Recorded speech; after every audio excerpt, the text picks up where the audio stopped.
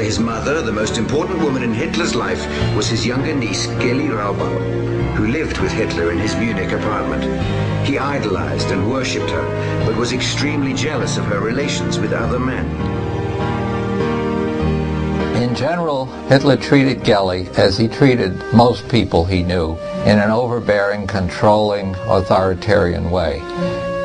Geli, however, was a very spirited person who regularly stood up to him. He was never able to exert the degree of control over her that he wished to. While Geli was living with Hitler in Munich, she continued a relationship with a man in Vienna and became pregnant by him. This was bad enough to Hitler, but what upset him most was that he was Jewish. They had a terrible fight that was overheard by the servants in the apartment, although they didn't know the content of it. And Hitler drove off to fulfill a speaking engagement out of town.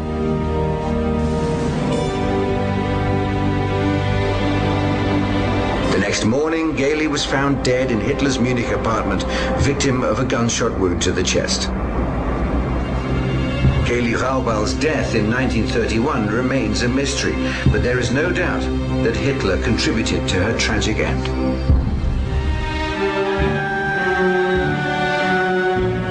At the time of Geli Raubal's suicide, Hitler had also been seeing another woman, Eva Braun.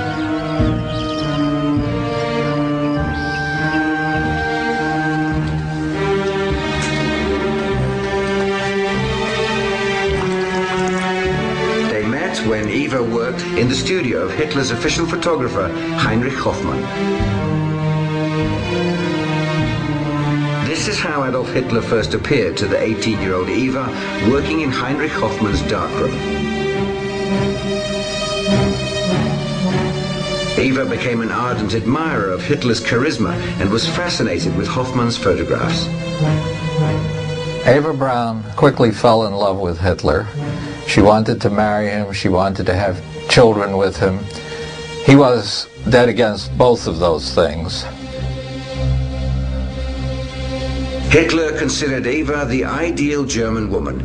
In his words, cute, cuddly, and naive. But he never took her out publicly.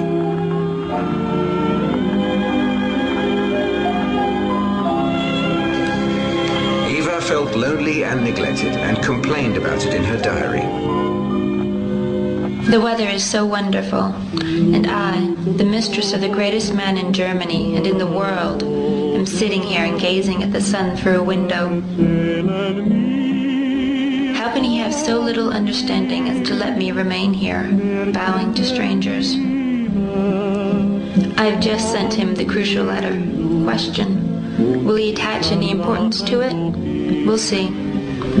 If I don't get an answer before this evening, I'll take 25 pills and gently fall asleep into another world. He has so often told me he is madly in love with me. But what does that mean when I haven't had a good word from him in 3 months?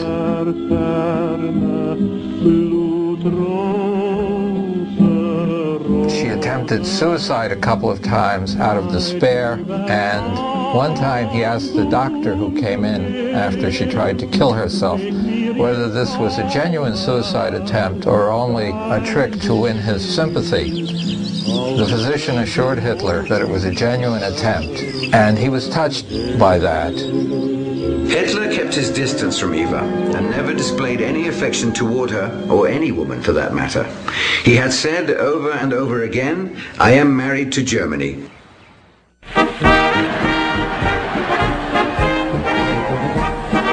On January the 30th, 1933, Hitler became Chancellor of Germany and launched the brutal dictatorship that reflected his narcissism and paranoia. He immediately created a police state and used his dreaded secret police, the SS and Gestapo, to enforce it. To strengthen his grip on the Nazi Party, Hitler eliminated his political rivals and so-called enemies of the state. Whoever knew how to read, and whoever had read Mein Kampf, should have known where it would lead. National Socialism excluded all those who thought differently. eingesperrt, locked them up, exploited them, and even murdered them in masses, Umständen eben dann massenweise simply because they did not want to succumb to the system. Einfach weil sie nicht dem System sich unterwerfen wollten.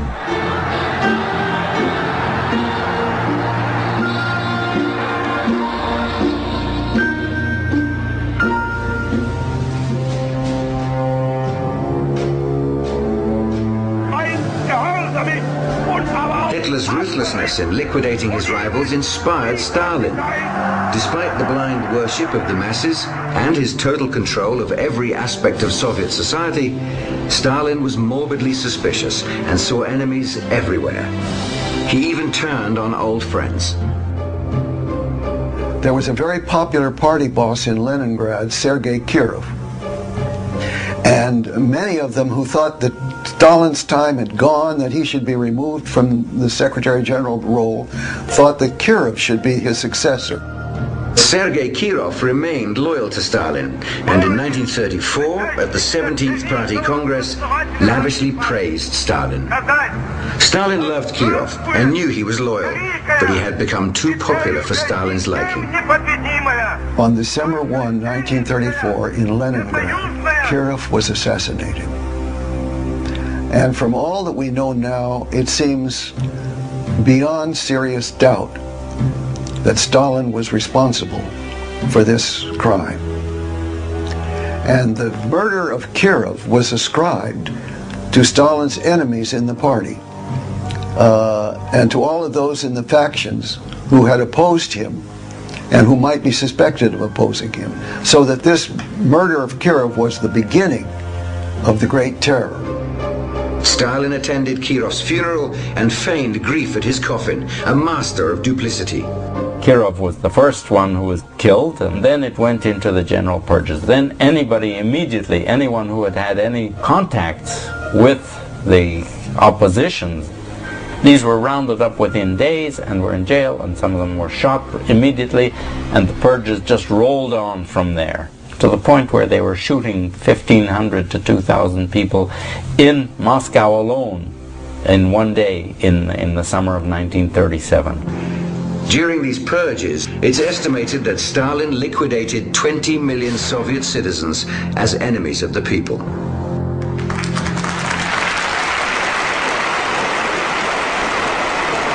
Members of his own governing group, the Politburo, were so afraid of him that no one dared to be the first to stop clapping for Stalin. The clapping would go on for so long that finally bells were used to call for an end to the applause.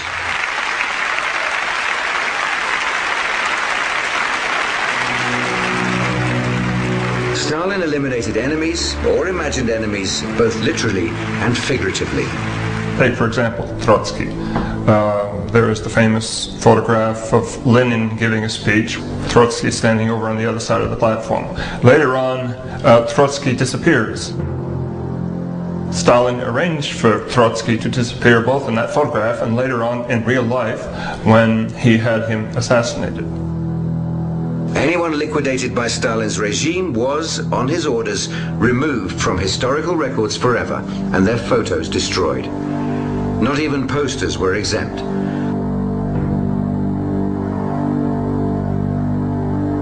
The finest of artists in the Soviet Union spent long hours retouching photos, erasing images of those who had vanished.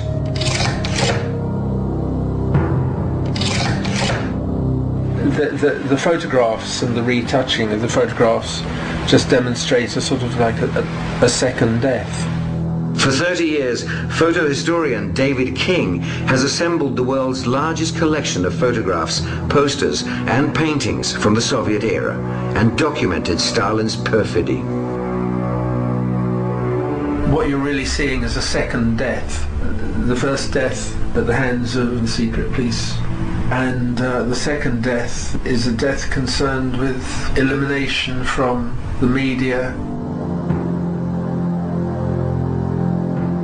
This second death was just as powerful and final as the first, because normally one has remembrance of people who have died, and with this the idea was to eliminate that they had ever existed in the first place. And the results of retouching of these faces becomes very, very strange and macabre indeed. Not only were they splashed with India ink, but they were also hacked with razors, scissors. The more aggressive the retouching, I think probably contributed to the fact that you would be considered to be a better Stalinist.